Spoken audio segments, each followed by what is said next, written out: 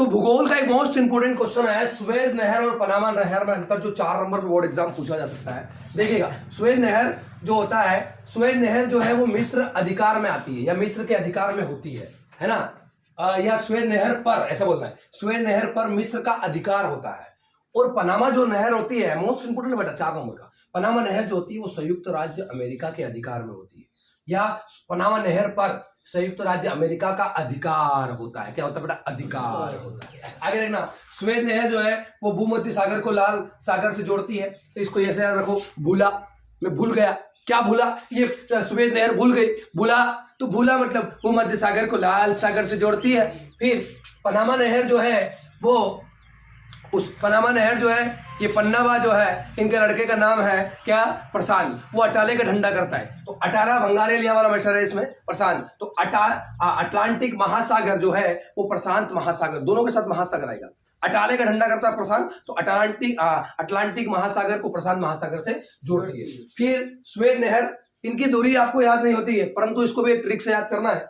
ये लंबाई याद रखना है, एक आपको लंबाई याद रखना है, एक आपको चौड़ाई याद रखना है, एक आपको गहराई याद रखना है। समझ में आ रहा है ना? तो लंबाई याद रखने के लिए सुएज नहर की लंबाई होती है, सुएज से करेंगे हम सबका स्वागत, मालूम है ना आपको? तो 165 रुपए का परफ्यूम लाना पड़ेगा हमको, तो 165 मीटर लंबी।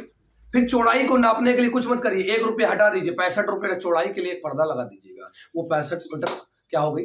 65 मीटर चौड़ी हो गई। फिर 11 रुपए का आपको क्या करना पड़ेगा? वाहन करना पड़ेगा, 11 रुपए का वाहन। तो 11 रुपए का क्या हो जाएगा भैया? गहराई। क्या हो जाएगी? गहराई। तो सुएज नहर 165 मीटर लंबी, 165 मीटर लंबी, 65 मीटर चौड़ी और 11 मीटर गहरी होती है। 11 मीटर कितनी होती है? है ना? गहरी कितनी होती है? वो 11 मीटर। अब इसमें तीनों इकाइयां मीटर की है। फिर अगला जो क्वेश्चन है उसमें पनामा नहर में देखिएगा, इसमें याद रखने का है, 80 किलोमीटर लंबी होती है पन्नावा कितना लंबा है? और भैया पन्नावा है ना, उनकी 80 की उम्र हो गई है। कितनी की उम्र हो गई है? 80। तो 80 किलोमीटर लंबी होती है। क्या होती है? 80 किलोमीटर लंबी। और 90 मीटर इसकी चौड़ाई होती है। 90 मीटर क्या होती है इसकी? चौड़ाई। 90, देखो 80 है तो 10 जोड़ दीजिए, 90 मीटर चौड़ाई। और उसके बाद में इधर 11 मीटर गहरी है, कितनी है? 11 मीटर गहरी। इधर 12 मीटर गहरी कर दीजिएगा। पनामा नहर, पन्नावा कितना मीटर गहरी है? 12 मीटर गहरी है। सुएज नहर जो होता है उसमें मिस्र सरकार का, मिलीजुली सरकार का स्वामित्व होता है। मालिक कौन होता है? सुएज नहर में मिस्र सरकार का स्वामित्व होता है। और पनामा नहर में क्या होता है? पनामा देश का, इस जो पनामा है ना, वो एक देश है। परीक्षा में आ जाएगी, पनामा नहर जो है उसमें किसका स्वामित्व होता है? तो पनामा देश का। और सुएज नहर पर किसका स्वामित्व होता है? तो वो मिस्र सरकार का स्वामित्व होता है।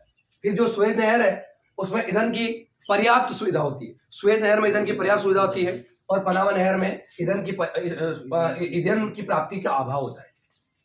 पनामा नहर में ईंधन की प्राप्ति का, तो यहाँ आपको ईंधन ईंधन की पर्याप्त सुविधा होती है सुएज नहर में, और पनामा नहर में ईंधन की प्राप्ति का अभाव होता है।